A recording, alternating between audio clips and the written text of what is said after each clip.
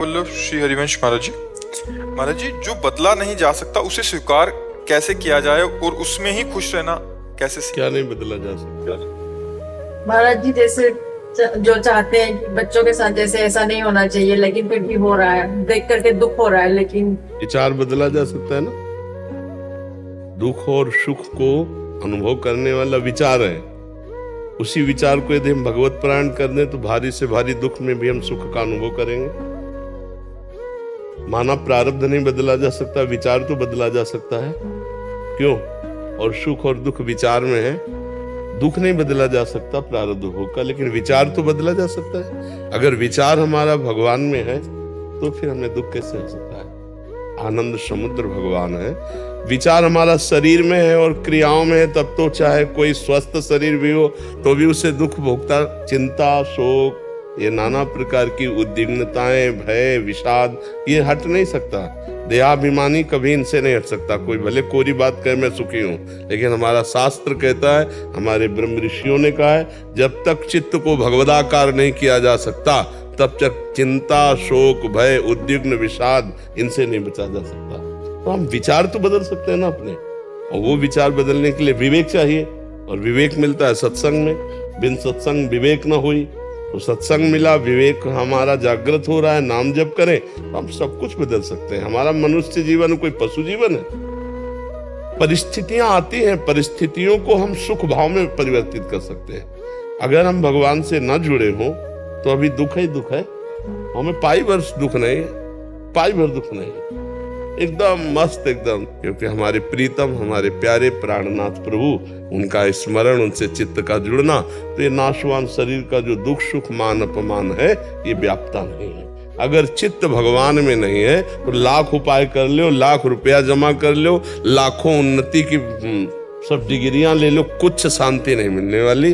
गोस्वामी जी सरल भाषा में कह रहे, तब लगी कुशल न जीव कहूं, सपने हूं मन विश्राम, जब लगी भजत न राम कहूं, शोक धाम तज काम।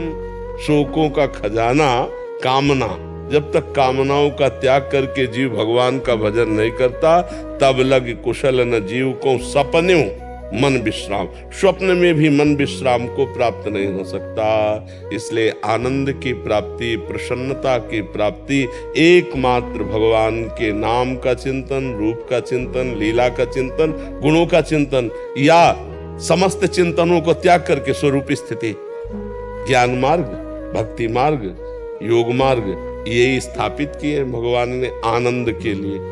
तो हम ऐसा जो बदल नहीं सकते तो उसको हम विचार के द्वारा मंगल में बना सकते हैं। भारी से भारी दुख परिस्थिति भी हमें सच्चिदानंद भगवान के सुख से अलग नहीं कर सकती। अगर सच्चिदानंद सुख नहीं मिला तो ये पार्थिव सुख हमें संतोष नहीं दे सकते, क्योंकि हम भगवत स्वरूप हैं। भगवत स्वरूप चैतन्य घन अविनाशी को ये प्राकृतिक विनाशी सुखों से कभी तृप्ति न हुई है, न होगी। इतिहास साक्षी है। बड़े बड़े चक्रवर्ती सम्राटों का चरित्र पढ़कर देख लीजिए कि उन्हें जो देव सुख मिले उससे भी उनको तृप्ति नहीं। अरे देवराजेंद्र को तृप्ति नहीं हुई, वो एक महात्मा की कुटिया में जाकर के गंदा आचरण करता है। देवराजेंद्र होकर के गौतम ऋषि के आश्रम में जा, इतनी बड़ी सुख सुविधाएं, उसको तृप्ति मिली क्या? लोग सोचते हैं स्वर्ग जाएंगे, अप्सराएं। अरे स्वर्ग का स्वामी मृत्यु लोक के महात्मा की कुटिया में जाके गलत आचरण करने का प्रयास किया। जो आप सब जानते हैं उस कथा को, गौतम ऋषि और अहिल्या के चरित्र को। तो त्रिभुवन में कौन ऐसा है जो देवराजेंद्र से बढ़कर भोग विलासिता एकत्रित कर सके? वो त्रिभुवन पति है, फिर भी उसको शांति नहीं, क्योंकि चित्त भगवान में नहीं। इसलिए सार बात है, यहाँ की परिस्थितियां दो कर्मों से बनती हैं, शुभ कर्म और अशुभ कर्म। और भगवान कहते हैं, अवश्यमेव भोक्तव्यम कृतम कर्म शुभाशुभम। पाप कर्म और पुण्य कर्म का फल भोगना पड़ेगा। जैसे कोई नहीं चाहता मुझे दुख आवे, जबरदस्ती दुख आ जाता है, ऐसे ना चाहो तो सुख आ जाएगा जो आपके कर्म के अधीन। लेकिन भगवत प्राप्ति कर्म के अधीन नहीं है।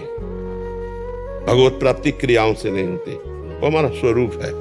विचार से। जितना उत्तम स्वीकृति, उत्तम विचार, वो शास्त्र स्वाध्याय, सत्संग, नाम जप, नाना प्रकार के जो भागवतिक सेवाएं, उनके द्वारा पवित्र अंतःकरण से तब हमारा विचार जो है वो परमानंदमय हो जाता है। विचार ही दुख सुख को देने वाले हैं, क्रियाओं में दुख सुख नहीं है, विचार में है।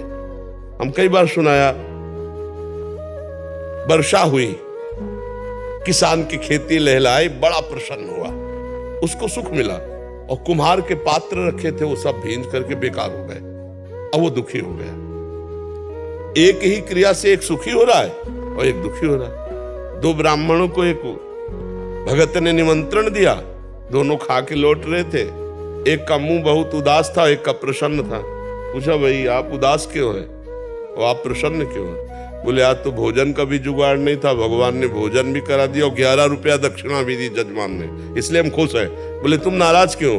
बोले, जजमान को देखकर मन में संकल्प बना था 51 तो देगा ही, लेकिन उसने 11 दिया तो हमारा 40 का घाटा हो गया। अब उसमें बताओ, विचार दुख है या क्रिया दुख है? क्रिया तो दोनों को आनंद देने वाली हुई। एक विचार करके दुखी हो जाता है, एक विचार करके सुखी हो जाता है। अब जैसे हमारा कोई अपमान कर रहा है या हमारे सामने कोई विपत्ति आई है, तो हम कोई पशु छोड़िए, मनुष्य है, हम विचार के द्वारा वो संघर्ष करें, हम विचार के द्वारा उसको जीते कि हमारे किसी कर्म का फल आया है, हम थोड़ा शांत रहते हैं। जैसे रात अपने समय से व्यतीत होती है, दिन आ जाता है, ऐसे अपने समय से भोग कराकर विपत्ति भी चली जाएगी। जैसे सुख संपत्ति आती है, ऐसे विपत्ति आती है। हमारा मनुष्य जीवन दोनों को सहने के लिए, पर सहन करने की सामर्थ्य है अध्यात्मवान को, जो परमार्थ पे चल रहा है। अगर परमार्थ नहीं तो टूट जाएगा। देखो, लोग डिप्रेशन में मर रहे हैं, डिप्रेशन में सड़ रहे हैं, क्यों? विचारहीन, विचारहीनता बढ़ती चली जा रही, नकारात्मक सोच, बस भय, चिंता, शोक। मनुष्य जीवन, तुम सच्चिदानंद भगवान के स्वरूप हो, अंश हो, कहां फंस गए?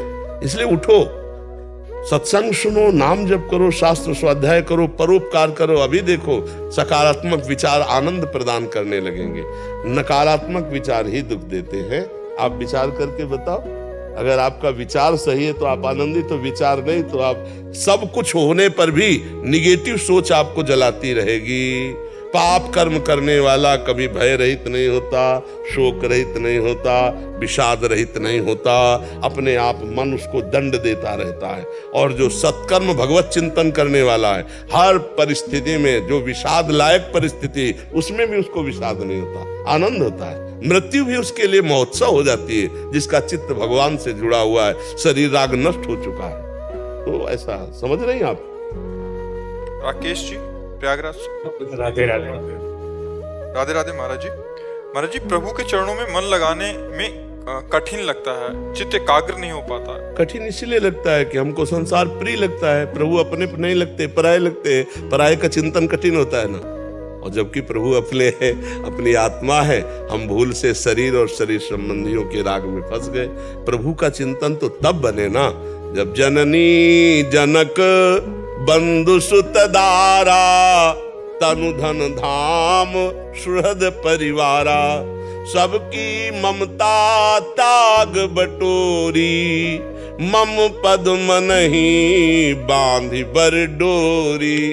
अभी चिंतन, अखंड चिंतन, सबकी ममता, भाई ये बटोरना बड़ा कठिन है प्रभु। ये अहमता और ममता ही इस जगत में फैल गई, यही हमारे बंधन का कारण बन गई। यद्यपि मैं मुक्त हूं, ना मुझे कभी कोई बांध पाया है, ना मैं बंधा हूं, ना कभी बन सकता हूं, लेकिन मैं स्वयं बन गया। एक अहमता ममता, ये जग में है दुखदाई, ये जब श्री जी की ओर लगे तो हो परम सुखदाई। देखो भाई, शरीर राग और संबंधी राग, ये इतना दृढ़ सत्य प्रतीत हो रहा है। भगवान अपने प्राण प्यारे नहीं लगते, भगवान से प्रेम करने का मन नहीं होता। इसीलिए हमारे चिंतन हम लगाना चाहते प्रभु में, तो भाग रहा है